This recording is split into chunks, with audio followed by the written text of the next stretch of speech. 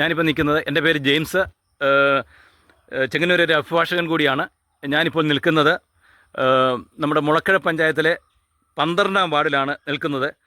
കുറേ കാലമായിട്ട് കർഷകരുടെ കാര്യങ്ങളിലേക്ക് ഇടപെടുന്നുണ്ട്. എല്ലാവരും ഈ കർഷകരുടെ ക്ഷേമം പറഞ്ഞ പല കാര്യങ്ങളും പല രാഷ്ട്രീയ പ്രസ്ഥാനങ്ങളും മറ്റും ചെയ്യുന്നുണ്ടെങ്കിലും അതെല്ലാം പൂർണ്ണ പരാജയമാണെന്നുള്ളത് വ്യക്തമായതിൻ്റെ അടിസ്ഥാനത്തിലാണ് ഇങ്ങനെ ഒരു മൂവ്മെൻറ്റിന് ഇറങ്ങിത്തിരിച്ചത്. അതുമായിട്ട് ബന്ധപ്പെട്ട് നമ്മുടെ നാട്ടിൽ വലിയൊരു കാർഷിക വിപ്ലവം തന്നെ സൃഷ്ടിക്കുന്നതിന് സാധിച്ചിട്ടുണ്ട്. പന്നി നമ്മുടെ നാട്ടിൽ വ്യാപകമായിട്ട് നാശനഷ്ടങ്ങൾ ഉണ്ടാക്കുന്നതായിട്ട് അറിയുന്നതിനും സാധിച്ചിട്ടുണ്ട്.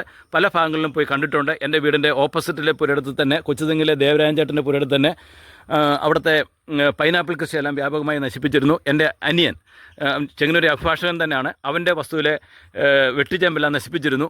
നമ്മൾ ഇന്നു മുതൽ ഇനി നമ്മളിങ്ങനെ ഇത് കണ്ടില്ല എന്നടിക്കാൻ പറ്റത്തില്ല. ഇവിടെ അധ്വാനിച്ച് ജീവിക്കുന്ന വലിയൊരു ജനവിഭാഗമുണ്ട്.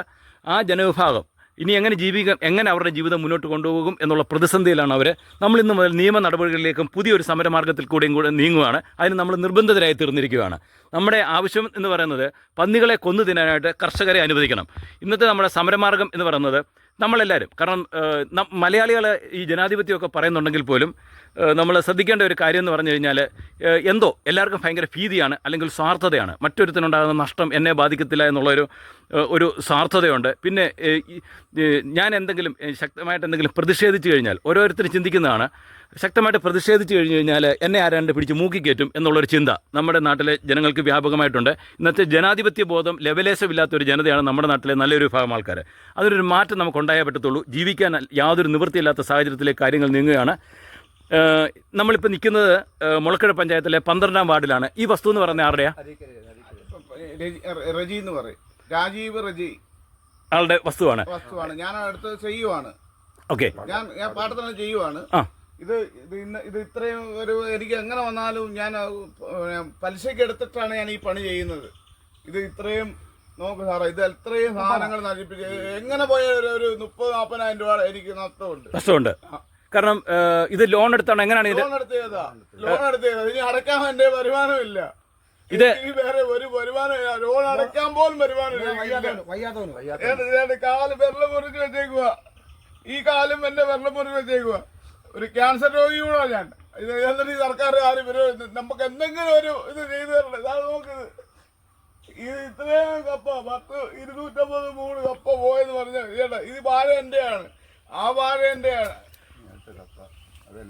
അവിടെയും വന്ന് നശിപ്പിച്ച് വെച്ചേക്കുക. ഇതെല്ലാം ഒരു കാര്യം ശ്രദ്ധിക്കണം. നമ്മുടെ നാട്ടിൽ ഇപ്പോഴും ഇത്രമാത്രം അധ്വാനിച്ച് ജീവിക്കുന്ന ആൾക്കാരുണ്ടെന്നുള്ളത് ഇവിടെ വന്നു കഴിഞ്ഞപ്പോഴാണ് മനസ്സിലായത്. നോക്കിയേ, എത്രമാത്രം അധ്വാനമാണ്. ഈ നമ്മുടെ ഒക്കെ കുട്ടിക്കാലത്ത് മാത്രമേ. ഒരു കാര്യം ഇവിടെ പറയാം, ഞാൻ ഇത് കൃഷി അവസാനിപ്പിക്കാൻ പോവാണ്. എനിക്കിനി കൃഷി ചെയ്യാൻ വേണ്ട. എനിക്ക് നീ ഈ സർക്കാരോടൊന്നും പറയാനില്ല. എനിക്ക് നീ ഈ പൈസ മുളക്ക് ഇത് കിട്ടത്തുമെന്ന് എനിക്കറിയാം. പക്ഷെ ഞാൻ ഈ കൈ ഊപ്പി വെക്കുവാണ്. എനിക്ക് കൃഷി വേണ്ട. അല്ല, നമ്മൾ അതിനകത്ത് ശ്രദ്ധിക്കേണ്ട ഒരു കാര്യം എന്ന് പറഞ്ഞു കഴിഞ്ഞാൽ, നമ്മൾ കൃഷി വേണ്ടാന്ന് പറഞ്ഞിട്ട് കാര്യമില്ല. കാരണം നമ്മളെങ്ങനെ ജീവിക്കും? നമുക്ക് ഈ കഷത്തി ഡയറിയും വെച്ചോണ്ടോ അല്ലെങ്കിൽ രസീത് കുറ്റി ഇറങ്ങിക്കൊണ്ടൊന്നും ജീവിക്കാൻ പറ്റത്തില്ല. നമ്മളൊക്കെ അധ്വാനിക്കുന്ന ജനങ്ങളാണ്. തീർച്ചയായിട്ടും ഇതിനുള്ള നഷ്ടപരിഹാരം സർക്കാരിൽ നിന്ന് ലഭിക്കത്തക്ക രീതിയിലുള്ള നിയമ നടപടികളുമായിട്ട് നമ്മൾ മുന്നോട്ട് പോവുകയാണ്. ആലപ്പുഴ ജില്ലയിലെ ആദ്യത്തെ നിയമ നടപടി ഇവിടെ നിന്നും ആരംഭിക്കുകയാണ്. ഞാൻ നിങ്ങളുടെ കൂടെ തന്നെ ഉണ്ട്. അതിനകത്ത് യാതൊരു സംശയവുമില്ല. കാരണം ചെയ്യുന്ന ജോലി പൊതുപ്രവർത്തനം എന്ന് പറയുന്നത്, എന്നെ സംബന്ധിച്ചിടത്തോളം പൊതുപ്രവർത്തനം എന്ന് പറയുന്നത് എനിക്ക് വരുമാനം ഉണ്ടാക്കാനോ അല്ലെങ്കിൽ ഏതെങ്കിലും ഒരു പഞ്ചായത്ത് മെമ്പറോ ഏതെങ്കിലും ഇലക്ഷൻ മത്സരിക്കാനോ അങ്ങനെയൊന്നുമല്ല. കാരണം ഈ നാട്ടിൽ ജീവിതം ദുസ്സഹമായിട്ടുള്ള വലിയൊരു വിഭാഗത്തിനെ കണ്ടുകൊണ്ട് തന്നെയാണ് ഇങ്ങനെയുള്ള കാര്യങ്ങളിലേക്ക് ഇറങ്ങിത്തിരിക്കാനായിട്ട് ഇടയായത്. ഒരു കാര്യത്തിലും പേടിക്കേണ്ട, തീർച്ചയായിട്ടും കൂടെ ഉണ്ട്. അതിനകത്ത് യാതൊരു സംശയവുമില്ല. ഈ നാട്ടിലെ വലിയൊരു വിഭാഗം ജനങ്ങൾ നിങ്ങളുടെ കൂടെ വരും. അതെനിക്ക് ഉറപ്പായിട്ടുള്ള കാര്യമാണത്. കാരണം ഇന്ന് രാവിലെ തന്നെ ഞാൻ ഇങ്ങോട്ട് വരുന്നു എന്ന് പറഞ്ഞു കഴിഞ്ഞപ്പോൾ തന്നെ പല ആൾക്കാരും വിളിച്ചിട്ട് അവർ സപ്പോർട്ട് അറിയിച്ചിട്ടുണ്ട്. നോക്ക്, ഈ ഭാഗം ഒന്ന് കാണേണ്ടത് തന്നെയാണ്. എന്തുമാത്രം കഷ്ടപ്പെട്ടാണ് വാനം പിടിച്ച് വെച്ചിരിക്കുന്നത് നോക്കുക. അതേപോലെ തന്നെ സൈഡ് മുഴുവൻ 10,000-കണക്കിന് രൂപ, ലക്ഷക്കണക്കിന് രൂപ മുടക്കിയാണ് ഈ സൈഡ് മുഴുവൻ കമ്പി വലിച്ചു കെട്ടിയിരിക്കുന്നു, ടിൻഷീറ്റ് വെച്ചിരിക്കുന്നു, അതേപോലെ തന്നെ തുണിയിട്ട് മറച്ചു വെച്ചിരിക്കുന്നു. എന്നിട്ട് പോലും പന്നി വന്ന് നശിപ്പിച്ചിരിക്കുകയാണ്. എല്ലാവരും ഒന്ന് പരിചയപ്പെടുത്തിക്കുക. ഒന്ന് പേരെങ്ങനെ? ജയചന്ദ്രൻ. വീട്ടുപേരെങ്ങനെ? അനിൽ ഭവൻ. വീട്ടുപേരെല്ലാം പറഞ്ഞുതരാം. ഇദ്ദേഹമാണ് കർഷകൻ എന്ന് പറയുന്നത്. അനി. നമ്മുടെ പേരെങ്ങനെ? ഓക്കെ. നമ്മുടെ കൂടെ ആണോ ഇവിടെ കൃഷിയൊക്കെ ചെയ്യുന്നത്? അപ്പം എന്താണെന്ന് വെച്ച് കഴിഞ്ഞാൽ നിങ്ങളെല്ലാവരും സാക്ഷികളാണ്. ഇവിടെ ഇത്രയും നശിപ്പിച്ചു എന്നുള്ളതിന് നിങ്ങളെല്ലാവരും സാക്ഷികളാണ്. കാരണം ഒരു 200 മൂടോളം കപ്പ ഈ ഭാഗത്ത് തന്നെ നശിപ്പിച്ചിട്ടുണ്ട്. അതേപോലെ തന്നെ മേളിലുള്ള അതുകൂടെ നമുക്ക് കാണാം. ആയിക്കോട്ടെ നമുക്ക് അതുകൂടെ ഒന്ന് കാണാം. വാ.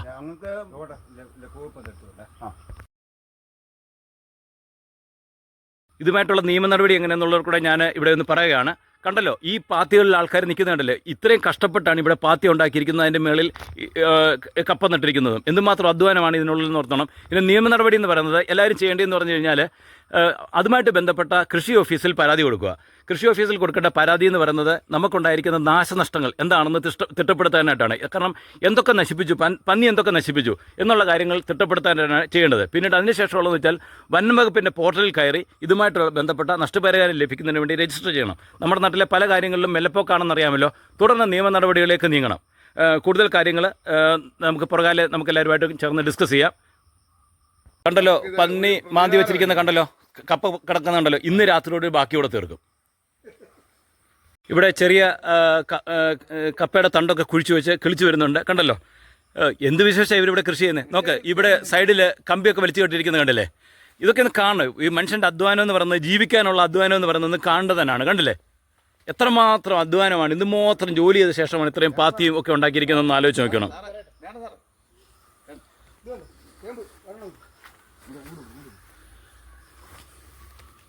ഇത് രാത്രിയിൽ ഇതിലേ കൂടെ കയറി കറങ്ങി അടിച്ച് പോയതാണ് ഇവരെല്ലാവരും കൂടെ. ഇവിടെ കണ്ടില്ലേ, ചേമ്പ് കണ്ടില്ലേ, ചേമ്പെല്ലാം മാന്തിയിട്ടുണ്ട്. ഇത് എൻ്റെ അനിയൻ്റെ പുരയിടത്തിൽ ഇതുപോലെ തന്നെ സംഭവിച്ചത്. മറ്റ് വരുമാന മാർഗമുള്ളവർക്ക് ജീവിക്കാനായിട്ട് യാതൊരു ബുദ്ധിമുട്ടുമില്ല.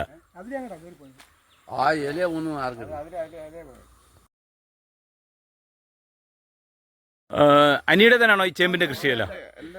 ഇത് ഏകദേശം എത്ര മൂടി ചേമ്പ് കാണുമായിരിക്കും?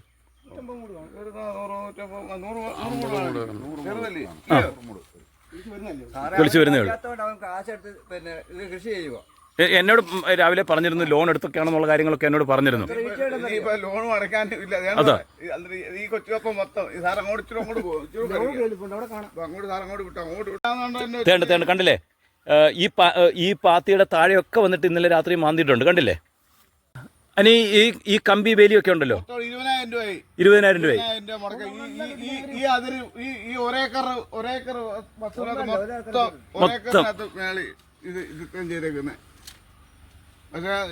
ഇല്ല, വേറൊരു കാര്യം കൂടെ ശ്രദ്ധിക്കണം. ഇത്രയും കഷ്ടപ്പെട്ട് പ്രതീക്ഷയോടെ ഇതുപോലെ ജോലി ചെയ്തിട്ട് അവസാനം ഇത് വിൽക്കാൻ ചെല്ലുമ്പോൾ ഉള്ള ഒരു പുച്ഛം കാണണം. നമ്മുടെ നാട്ടിലെ ജനങ്ങളുടെ തന്നെ കാരണം, ഓ മറ്റേടത്ത് 60 രൂപ ഉണ്ടായിരുന്നുള്ള വില നിങ്ങളെന്തുവാ 65 രൂപ ചോദിക്കുന്നത്? എങ്ങും 60 രൂപയല്ല, എല്ലായിടത്തും നല്ല വില തന്നെ ഉണ്ട്. പക്ഷേ കർഷകൻ ഒരു സാധനം വിൽക്കാൻ ചെല്ലുമ്പോൾ ജനങ്ങൾക്ക് പുച്ഛവാ. ഈ വാഴകൃഷി ആരുടെ ഇത്? ഇവിടുത്തെ ഒരാളെയാണ്. ഇതെന്ന് പറഞ്ഞ സാറേ ഒരു 12ാം വാർഡിന്റെ മുൻ മെമ്പറെയാണ്. ആ കപ്പ മുഴുവൻ മൊത്തം ഇളക്കി വെച്ചിട്ട് പോയേക്കുവാ. ഈ വാഴകൃഷി ആരുടെയായിരുന്നു? ഇത് സദാശിവൻ എന്ന് പറഞ്ഞ ആളുടെയാണ്. സദാശിവൻ എന്ന് പറഞ്ഞ ആളുടെയാണ് വാഴകൃഷി ഇല്ലേ? ഇതെല്ലാം കളഞ്ഞു, മൊത്തം കളഞ്ഞു. കണ്ടില്ലേ, മൊത്തം കളഞ്ഞു.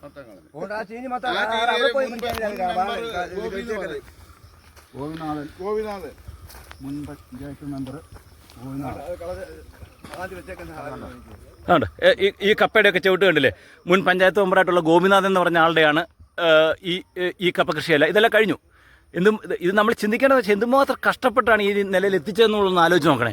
2 മാസത്തിനകം പറിക്കാനുള്ള കപ്പ, 2 മാസത്തിനുള്ളിൽ പറിക്കാനുള്ള കപ്പ. അതേണ്ട, ഇതെന്ന് പറഞ്ഞ ആരുടെ കപ്പ നശിപ്പിച്ചിട്ടിരിക്കുന്നത്? വിജയൻ എന്ന് പറഞ്ഞ ആളുടെ ആണല്ലേ? വിപണിയിൽ അംഗത്തുള്ള. എന്തായാലും അല്ല, ഈ രീതിയിലാണെങ്കിൽ വിപണിയിൽ അധികം നാൾ കൊണ്ടുപോകാൻ പറ്റത്തില്ലല്ലോ.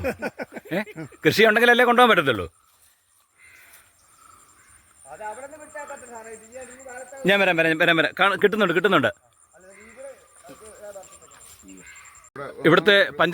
ഇവിടുത്തെ ഇഞ്ചി കൃഷി കണ്ടല്ലോ. ഈ തമിഴിൻ്റെ വിഷം എല്ലാം കൂടെ മേടിച്ച് കഴിക്കുക. നമ്മുടെ നാട്ടിലുള്ള കർഷകരുടെയൊക്കെ ഉൽപ്പന്നങ്ങളൊക്കെ ഇവിടെ ഉണ്ട്. ഇതൊക്കെ മേടിച്ച് നമ്മുടെ കർഷകരെയൊക്കെ സപ്പോർട്ട് ചെയ്യാനായിട്ട് ശ്രമിക്കുക.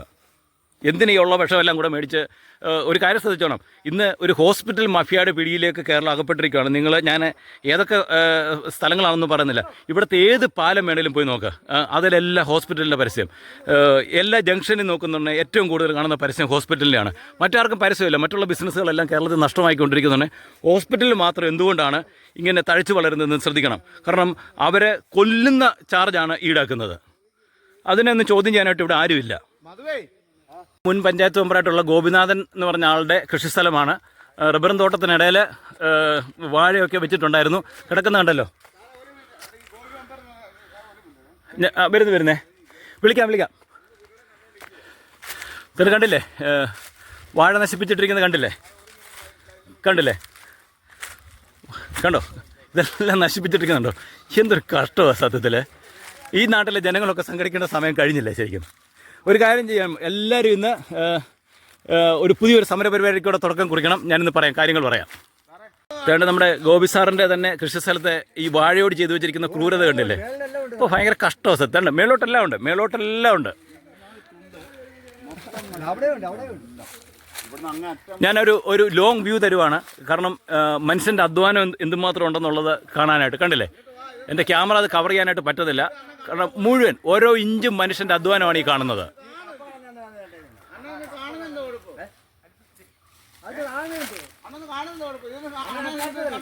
ഇതൊക്കെ കാണണം. ഇതെന്ന് പറഞ്ഞാൽ നമ്മുടെ രാഷ്ട്രീയങ്ങൾ ഇങ്ങനെയാണ് നടക്കുന്നത്. 6 വാരം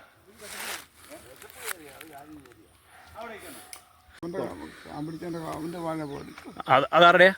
വേറെ അത് വിജയൻ്റെ അല്ലേ? അത് വിജയന്റെ. ഇത് സദാശിവൻ ഇത് ഗോപിമെമ്പർ പുള്ളിയുടെ എല്ലാം മാന്തി വെച്ചേക്കുവാ. അത് പടവലത്തിന്റെ കൃഷി, കപ്പ കൃഷി, ഇഞ്ച കൃഷി, വാഴ കൃഷി. നോക്കി എന്തുമാത്രം ഫലപുഷ്ടമാണെന്നും എത്രമാത്രം മനുഷ്യൻ്റെ അധ്വാനം ഇവിടെ ഉണ്ടെന്നുള്ളത് ശ്രദ്ധിക്കുക. നോക്കി, നമ്മുടെ പല പ്രദേശങ്ങളിലും കാട് പിടിച്ച് കിടക്കുന്ന പറഞ്ഞാൽ ഇവിടെ ഫുൾ കൃഷിയാണ്. ഫുൾ കൃഷി എന്ന് പറഞ്ഞാൽ എന്തുമാത്രം കൃഷിയാണെന്ന് പറഞ്ഞത്. എത്ര കുടുംബത്തിൻ്റെ ആശ്രയമാണ് ഇവിടുത്തെ കൃഷി എന്നുള്ളതെന്ന് ആലോചിക്കണം. ജോലി ചെയ്യുന്നവരെ ഇത് കൃഷി ചെയ്യുന്ന ആൾക്കാർ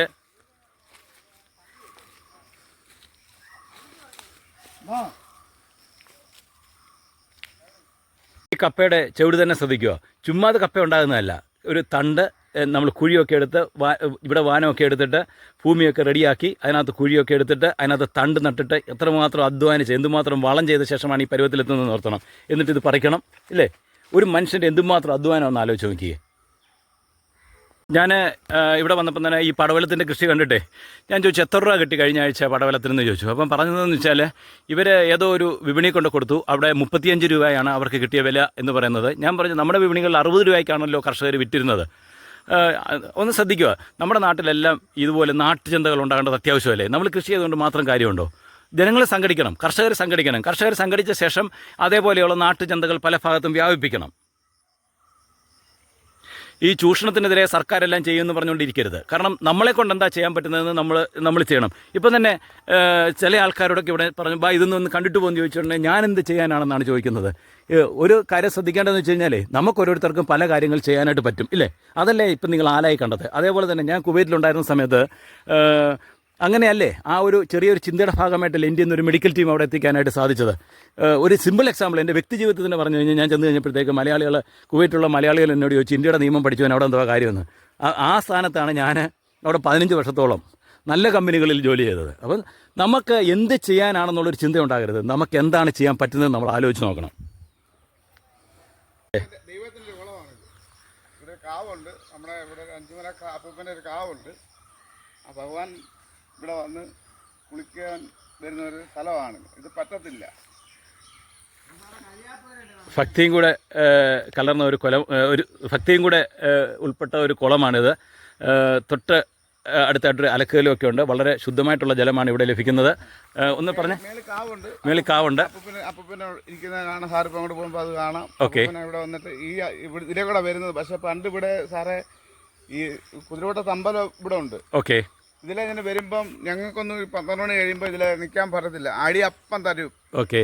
പക്ഷെ ഇപ്പൊ അതൊന്നും ഇല്ല. ഇപ്പൊ അതൊക്കെ ഇതിലെ കൂടെ പോയെന്ന് അറിയത്തില്ല. അപ്പൊ എന്നിട്ട് അവർക്ക് വന്ന് അവർ ഇതാ കാവ് മേള്. ഓക്കെ. വന്നിട്ട് പുള്ളി വന്ന് ഒന്ന് ഇവിടെ ഒന്ന് കണ്ടതാണ്. ഇത് കുളിച്ചിട്ട് പോകുന്ന പുള്ളി. സമയത്ത് ഞങ്ങളെ കാണാൻ പാടില്ല. അന്നേരം 12:30-ക്കകത്ത്. അത് ശരി. അങ്ങനെയൊക്കെ വിശ്വാസം കൂടി ഈ റോഡ് സാർ അന്ന് ഈ റോഡൊന്നും ഇല്ല. ഈ വിശ്വാസം കൂടി ഇടകലർന്ന ഒരു പ്രദേശമാണിത്. ഈ ഇടവഴി റോഡിൽ കൂടെ ആണ് വരുന്നത്. ഇങ്ങനെ അവർ വരുന്നത് ചങ്ങനകിളിക്കാ വരുന്നത്. ചങ്ങനകിളിക്ക് വരുമ്പോൾ ഞങ്ങൾ 12 മണിയാകുമ്പോൾ രാത്രി 12 മണിക്കും പകൽ 12 മണിക്കും ഞങ്ങൾ ഇവിടെ നിന്ന് കഴിഞ്ഞാൽ അടി അപ്പോ സാറേ കരിയാപ്പ് വരെ കണ്ടെത്തി നട്ടിരിക്കുന്നത്. അതിന്റെ മേളിൽ വലിയ ഇവിടെ ഉണ്ട്. ഇവിടെ ഇല്ലാത്ത കൃഷിയൊന്നുമില്ല. ഇവിടെയായിട്ട് ദിവസമുണ്ട് സാറേ. ഇതൊരു പുണ്യകുളമാണ്. ഓക്കെ ഓക്കെ പുണ്യകുളം ഒന്നിനെ കാണിക്കണം, പക്ഷെ അവിടെ പോകണ്ട. Okay okay.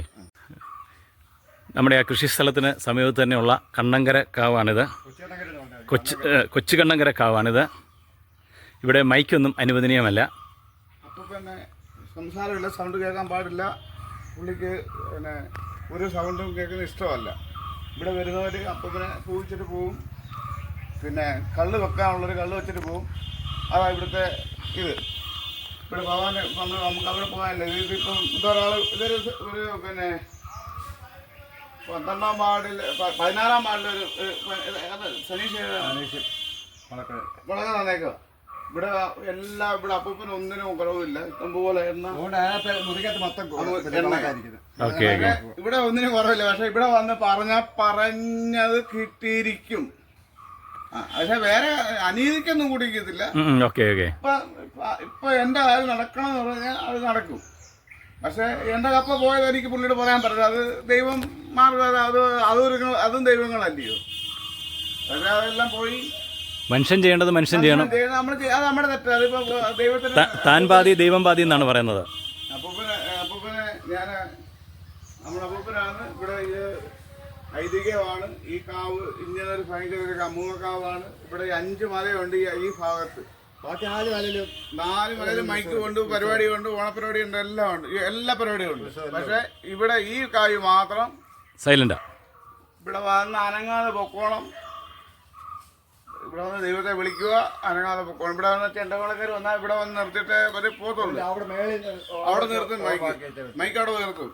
ചെണ്ടകൾ അവിടെ നിർത്തും, അവിടെ ഇവിടെ നിർത്തും. പിന്നെ അപ്പൂപ്പൻ വന്നിട്ട് അപ്പൂപ്പൻ്റെ ഇവിടെ വന്നിട്ട് അവർ ഊരാളെ വന്ന് തൊഴുത് പോത്തതേ ഉള്ളു. ഇവിടെ അങ്ങനെ ഒരു അനുഗ്രഹമുള്ള ദൈവമാണ്. എന്നിട്ട് നമ്മുടെ കുളത്തിൽ കുളിക്കാൻ വരും. പക്ഷെ ഇപ്പം ശക്തി കുറവാണെന്നോ ഒന്നും എനിക്കറിയത്തില്ല.